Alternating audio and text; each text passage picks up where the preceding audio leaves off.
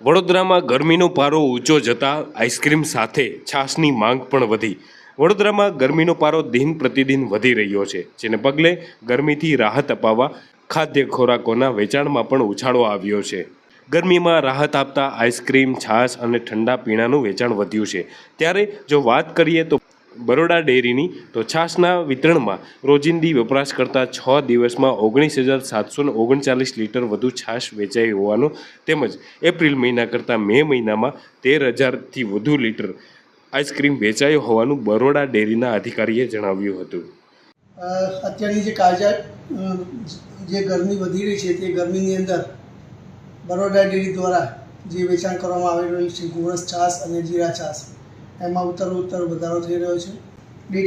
ડેટાકીય માહિતી આપીએ તો જાન્યુઆરીમાં લગભગ 53,000, ફેબ્રુઆરીમાં 61,000, માર્ચમાં 79,000, એપ્રિલમાં 1,00,000 લીટર અને મે મહિનામાં એવરેજ સરેરાશ 1,13,000 લીટર છાશનું વેચાણ થયું છે। 21મી મે સૌથી હાઈએસ્ટ અત્યાર સુધીનું પીક 1,39,911 લીટર હતું અને ગઈકાલે એટલે કે 22મી મે 2024ના રોજ છાશનું વેચાણ 1,45,965 લીટર થયેલ છે, જેમાં ઉત્તરોત્તર વધારો થઈ રહ્યો છે। આ ઉપરાંત અન્ય પ્રોડક્ટો જેવી રીતના શ્રીખંડ છે, આઈસ્ક્રીમ છે, એ બધાનું વેચાણ પણ ઘણો વધારો થઈ રહ્યો છે।